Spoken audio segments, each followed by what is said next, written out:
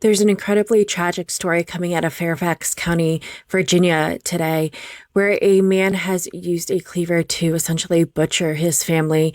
I'm going to shed light on what occurred today, and then I will play the full press conference that the police did give today regarding the incident. So authorities did say that a man in his 50s stabbed and unalived his daughter and wife in their Fairfax County apartment early Monday, which is today, February 23rd.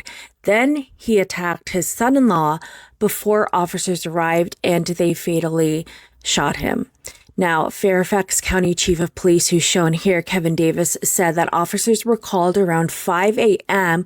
to the 3900 block of Persimmon Circle in the Mantua area for a reported domestic disturbance. So the son-in-law had been outside clearing snow when he heard a commotion and returned to the apartment, where he found his wife wounded and his father-in-law armed with a large curved knife, which is shown pictured next to me. It was said that he hears some type of commotion and he rushed back into the apartment and is confronted by a bloodbath of a scene where his wife is stabbed, his mother-in-law is stabbed, and there is a 1-year-old baby present right in the middle of all of it. Officers finally arrived and they found that the father-in-law was actively using the knife, attacking the son-in-law with the weapon that was described as this curved, long, bladed dagger. After they had repeated commands to drop the weapon, an officer finally shot and unalived the suspect. Now, the young couple's 1-year-old baby was inside the apartment, but was thankfully not harmed. The chief of police stated that to describe this scene as bloody is an understatement. He said, the damage and the chaos and the carnage that was perpetrated by this man in his 50s on his own family is unimaginable. He went on to say that the suspect, his daughter, and his wife are deceased, and the son-in-law remains in grave condition. The incident is still under investigation. He went on to add that the turmoil that the man was going through that would somehow compel him to stab in a really brutal way his own family member like that, I can't wrap my head around. So this was the actual weapon shown that was recovered on the scene. The son-in-law made the 911 call, as well as a neighbor in the apartment complex who heard a commotion made a 911 call. Now, living in the apartment was the son-in-law, his wife, and the 1-year-old baby. They also did share this apartment space, living with the daughter's parents, so her mother and father. So they all lived together in this apartment.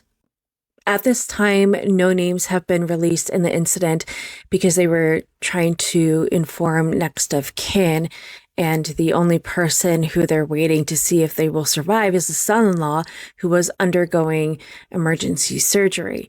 The baby, they stated, was going to see if they could find somebody that they could see if there was any extended family. Obviously, they were working with CPS to make sure that everything was okay. The baby was being taken care of and thankfully was unharmed. But obviously, this is a very tragic situation. So I will play the full press conference for you now. Once more details come out in this case, as always, I will make sure to update you.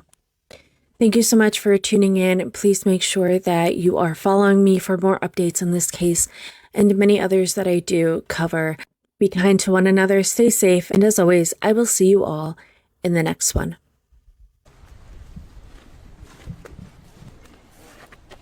All right, good morning, everyone. Are we waiting for anybody? We're good? Okay, behind me in this garden-style apartment complex is an apartment.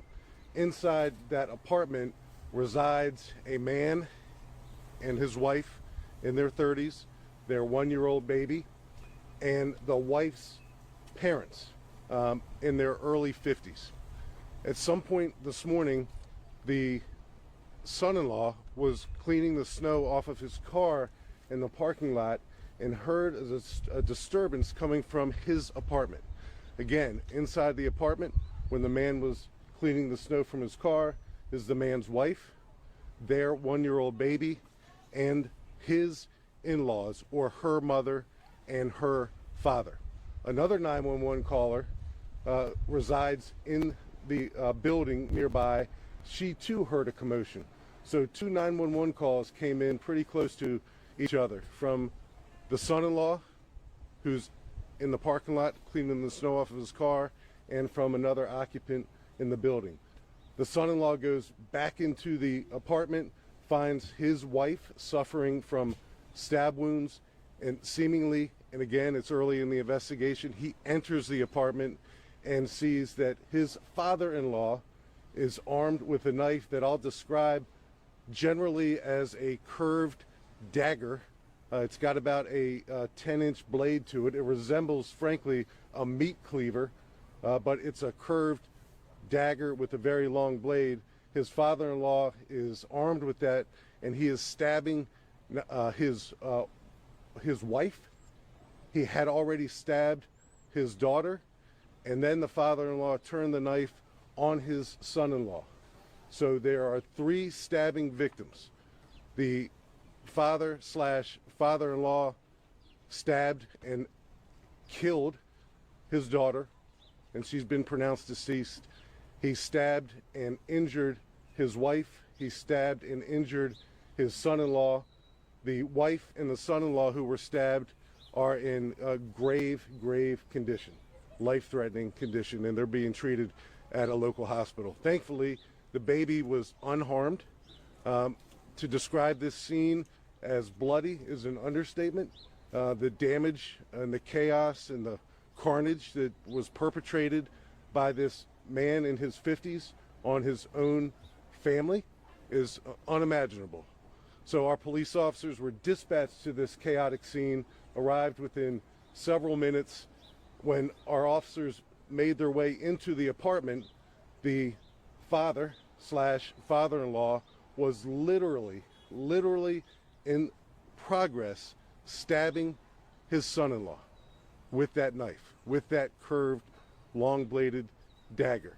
Our officer gave repeated commands, one after another, to this perpetrator, the father-in-law, to drop the knife, drop the knife, drop the knife. Not only does he not drop the knife, but he still proceeds to stab the son-in-law. And again, the son-in-law is one of the 911 callers who apparently made his way back into the apartment to intervene, to save lives, I'm sure to rescue his baby. So our officer discharged his firearm and killed the suspect, the perpetrator, the knife-wielding man who had just killed his own daughter and had just stabbed brutally his own wife and brutally his own son-in-law. I can't imagine what was going on behind those 4 walls. Really great job, grace under pressure for someone to make a 911 call when a neighbor heard this commotion in progress. The turmoil that man was going through that would somehow compel him to stab in a really brutal way his own family member like that. I can't wrap my head around that. The loss of any life is something that we all take very seriously, and whenever a Fairfax County police officer discharges his or her firearm to save lives, and that's exactly what happened today. Our police officer was on the scene and literally in a life-saving effort tried to save the life of a man who was being stabbed to death by his own father-in-law. So that young police officer who discharged his firearm preliminarily, and I saw the body-worn camera, and our executive command team saw the body-worn camera footage, did exactly what we expect him to do, and quite frankly, exactly what our community expects him to do. So his grace under pressure, his bravery, his effort to save lives may in fact have done that. I don't know yet, because the son-in-law who was being stabbed by the father-in-law is still in grave condition and is being operated, I think, on right now. But that young police officer did what we expect him to do, and I will pause there and take any questions, and I'll start with Neil Augenstein. Hi, Chief. Okay, so can you describe a little bit more about what the person who was clearing the car heard? Can you, I mean, you said it's disturbance, but it was yelling. So Neil, it sounds like, if I understand your question, the son-in-law is like many other people in the community this morning, even right now, cleaning the snow off of his car, and hears something coming from the apartment. And again, it's the apartment where he resides with his wife, their baby, and his in-laws, or her parents. So he hears some type of commotion and rushes back into the apartment and is confronted by a bloodbath of a scene where his wife is stabbed, his mother-in-law is stabbed, the baby is present right in the middle of it all. You'll see that in the body camera footage that we release to the community after each and every critical officer involved shooting or critical incident, quite frankly. So you'll see exactly what we saw in the body camera footage. It's clear to me that the son-in-law was in a position to hear something going wrong inside the apartment where he lives with his family, rushed inside to find an unimaginable scene of his father-in-law butchering his family. Yes, ma'am. I'm Jacqueline Corn with WSA 9. Can I just clarify, the victim that did die, was that the mother or the daughter? And were there any prior incidents to this residence? So I'm sorry. So I should have made that clear. The woman who's been pronounced deceased is the daughter. So her father stabbed and killed her. There are no prior calls for service, domestic violence or otherwise, at this residence. There's no history with the family that we can tell at the moment. That's always something that we look into. But right now, there are no previous calls for service for domestic disturbances here or other crimes. Yes. Chief, can you discuss, or are you going to name any of the victims at this time? Either are you going to name the suspect or the one? Not at the moment. We have to make sure all the next of kin notifications are taking place. Right now, the only one of this entire family that's alive and conscious is the baby. So we have to figure out what relatives may be nearby so we can make those next of kin notifications. But like we typically do, either in a follow-up news conference or a follow-up press statement, we will make all those people known to the community and to the local media. Can you also talk about just how quickly this officer had to act, and how many years? You said it's a young officer. He's a young officer with a couple years on the department. So imagine he's dispatched to this chaotic scene, and there's two 911 callers, and he makes his way into this garden-style apartment. He goes down a set of stairs, and literally there is a bloodbath of a scene that made its way from inside the apartment to the hallway. So he sees the amount and the volume of the blood and knows that he's confronting, or he's about to confront, a life-threatening situation. And in fact, when he opens the door and sees the father-in-law armed with a knife stabbing his son-in-law, he still attempts his very best job to de-escalate, to get him to drop the knife. He refuses to do so. A life was in the process of literally being taken when our police officer discharged his firearm. This is all in the front, like as soon as you opened the door, that was happening? Yes. And how many years does this officer have? I think at least a couple years, but I'll get all that for you guys. What happens to the baby? Or the 1-year-old? So the baby, 1-year-old toddler, the baby to me, not harmed at all. But that baby's being looked at right now and cared for, and we have our Victim Services Division and Child Protective Services who are on the scene right now, just attempting to make sure that baby's safe. So reach out to the family or whoever. Yeah, all the things you can imagine that we're going to do to make sure that baby has a family to go to and is otherwise cared for. That's all happening right now. The officer who first arrived, was he the only officer in the cruiser, or was there another? So it was, thank you, Neil. There were two officers that were dispatched.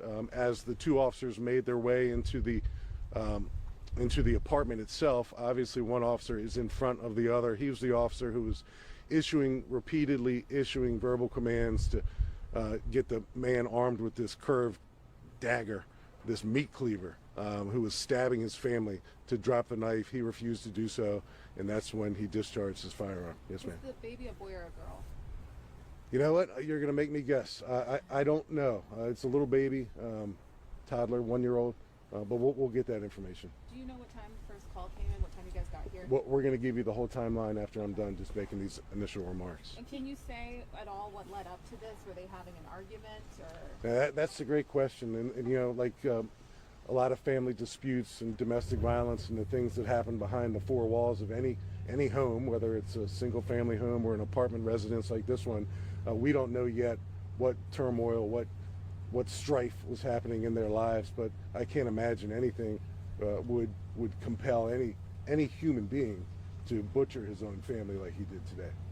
Are you aware time you had a case like this? Well, you know, I nothing comes to mind, and I've been doing this a long time, as have all of us, that a person, a patriarch of a family, attempts to take so many lives in such a moment like this. So this, thank God, doesn't happen here or elsewhere very often. But when it does, it reminds all of us that domestic violence can start at a really low level and escalate really, really quickly. So for those who are in positions, friends, family, neighbors, or otherwise, that know that domestic violence is taking place anywhere, we encourage those folks to reach out to their local police department to get us involved to prevent a tragedy like this one from happening. Is it known if the suspect has any kind of criminal history? No, I don't know that now. We know that there's no history at the residence for calls for service or crimes or disturbances, but we'll be in a position, as you all will be in a position, to determine if in fact our suspect, once we name him, has a criminal history. But he's, I think, in his very early 50s. Are you doing toxicology reports? I know that the suspect is dead, so is that something that you determine after? Yeah, all those things take place whenever someone dies in terms of a murder or an officer-involved fatal shooting. So autopsies, toxicology reports, all those things are done routinely. And again, the Fairfax County Police Department, mourns the loss of any life, period. We wish we didn't have to be here standing to announce the death of anyone. But our officers are trained to intervene. They're trained to stop chaos and lives from being taken, and that's exactly what occurred here today. Is there anything the public can do to help in this situation? I don't know if it was the guidance that you mentioned. Yeah, well, that's a good question. What can the public do to continue to help? Well, I think that happened this morning when a neighbor heard a commotion and dialed 911 and stayed safe while he or she made that call. So, we're not asking for the community to insert themselves or put themselves in harm's way when they hear or see something that's taking place like this, but at least call us and get the police on the way. And we were here in a matter of minutes, and those two young police officers who are here did exactly what we expected them to do. So is this a newer family to the community? Do the neighbors seem to know them or have any relationship? I don't know, and those are some of the questions that we have as well. So when we have a follow-up opportunity to interact with you all, we'll fill the blanks in. And again, it's our own self-imposed policy for the last several years. We'll release the body camera footage. We'll release the 911 audio, all those things, and it's our promise to the community to do that within 30 days. And we look forward to doing that, because transparency rules the day when it comes to these types of police actions that are unfortunately necessary from time to time to save lives. And routine administratively for the officer who fired, or both the officers? So the officer who discharged his firearm, he'll be on a modified duty status while this investigation takes place, and we work with the Commonwealth Attorney's Office to do that as well. But the services that are being afforded to not only the family and those who are impacted by this crime who live in the community, it's the same level of care that we afford our own police officers who are involved in these traumatic, critical incidents, because it's tough.